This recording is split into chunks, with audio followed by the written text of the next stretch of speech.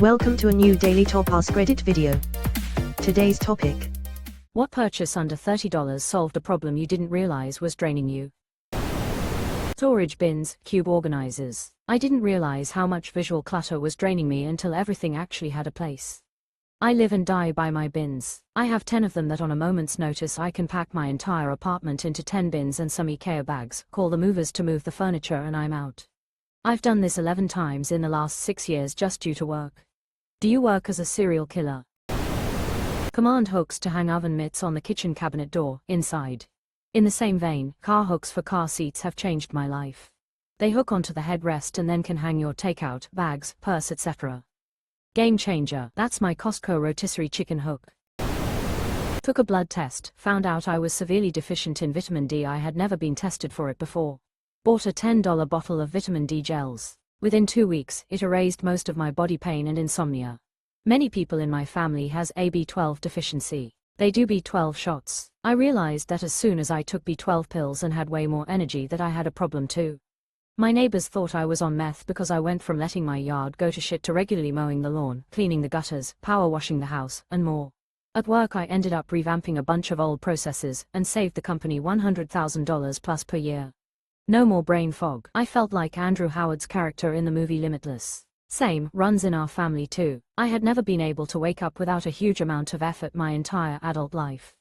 Started getting nerve pain and the brain fog was unbearable. My doc tested for B12 and I was crazy low. Now, when I'm good at taking it consistently, I can wake up in the morning with so much ease that it almost makes me angry. I struggled so long to just get out of bed every morning, and all I needed was B12. Blackout sleeping mask. The sleeping stats do not lie. I use a blackout sleeping mask that has headphones included and it's been a blessing. I listen to white noise or podcasts and helps me go back to sleep if needed. I avoided any recipes that called for peeling fruits or vegetables because using vegetable peelers is really hard to do with only one hand. My son got me a Starfruit battery-powered vegetable peeler, the Rotator Express, and I've made so many apple pies, batches of soup, vegetable lasagna, and salads with cucumbers. OMG, I love this little gadget. I don't feel limited in my options anymore. I hadn't even considered this for folks missing a hand, but it makes perfect sense. I got one because I hate peeling 10+ pounds of potatoes at Thanksgiving, or really any time. It is actually pretty awesome. 3/4 of the kitchen gadgets are meant for people with disabilities. Sure, anyone can use an onion chopper, but they're meant for people with one hand or limited mobility. I loved it so much that I bought one for my elderly mother-in-law who is dealing with arthritis. She still enjoys cooking, she's an amazing cook, but peeling veggies was getting hard for her. I make the 90-minute drive twice a week so that I can help her with housework and errands, and I could see that she was struggling with keeping a hold of the vegetables with her bad hand. It was a game changer for her, too. My aunt had a stroke last year and lost 90% functionality in her dominant hand. She's, understandably, been very depressed and hesitant to try doing things with only one hand. Do you have any tips or other purchases that I could recommend? Oh, I have lots. My late husband replaced all of our doorknobs with the L-shaped ones, which I didn't even know that I needed. Then he got me a makeup mirror that attaches to the wall, like the hotel kind, so I can see what I'm doing without needing to hold a mirror. My shoes are all the no-tie ones from Skechers. When I have to cut meat, I need to wear long sleeves or a sweatband around my short arm to help hold the fork, to keep the meat in place, and I put a silicone non-slip mat under the cutting board or plate because one slippery bastard is enough to deal with. I don't need to compound my problems. My hobby is quilting. Those straight-edged rulers that are essential for cutting slide all over if you don't anchor them down.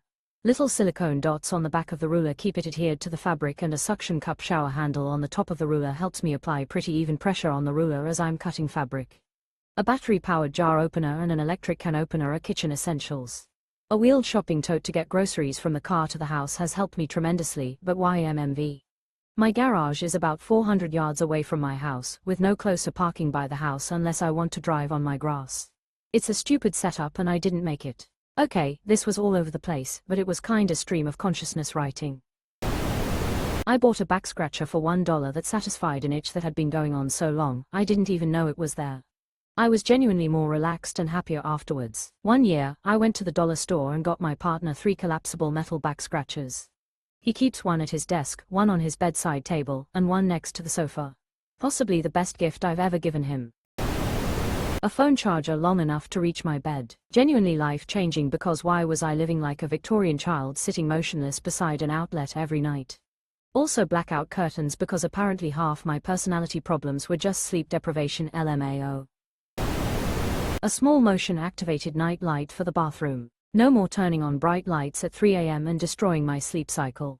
I swear it was a game changer. I have little dim night lights everywhere, not just the reasons you state, but to minimize getting surprise attacked by my cat. Good Buddy doesn't use his claws, but can hit surprisingly hard for a little fella. A second toothbrush, floss, deodorant and toothpaste that always lives in my travel bag. One less thing to think about packing. Yes, as a woman, I have an entire toiletry bag just for travel, also with a second set of makeup supplies and glasses.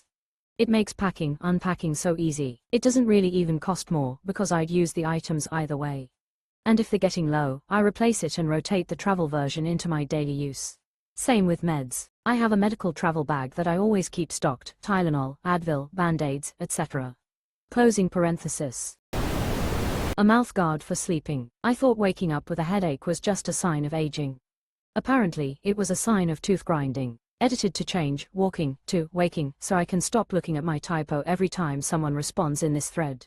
Closing parenthesis. I really wish these worked for me, but for some reason, I take them out in my sleep.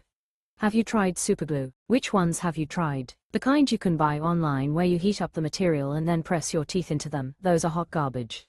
I hated the one I tried. The only ones that work for me are from my dentist. Those came with a thick upper, that I don't like using, and a thinner, Invisalign, style lower that I wear every night.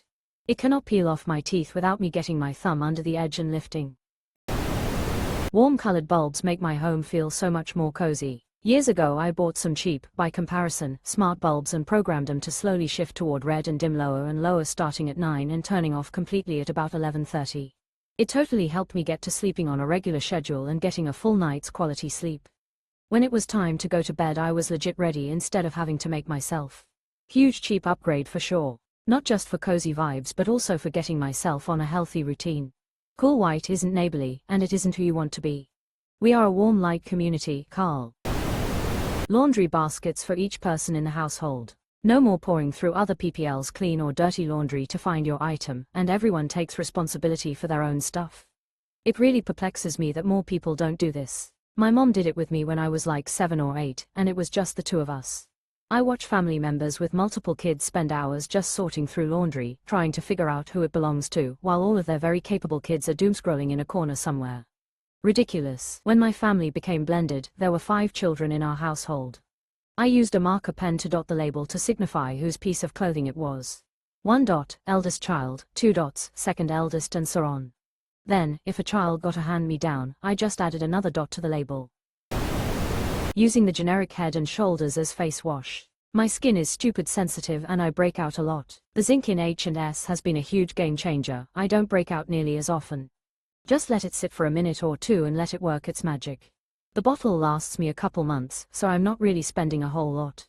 Highly recommend if you have acne issues and things like benzoyl peroxide aren't helping. My cousin is a dermatologist and gave us the tip years ago to use Head and Shoulders as a body wash for our young kids that had bad eczema. They had been on prescription medication for it which was working, albeit very slowly. Using the prescription along with H&S as a body wash cleared it up in like a week. We didn't bother with the prescription after that but just used H&S to keep the eczema away. You just need to make sure to keep it out of the little one's eyes as it's definitely NOT, tear-free, shampoo.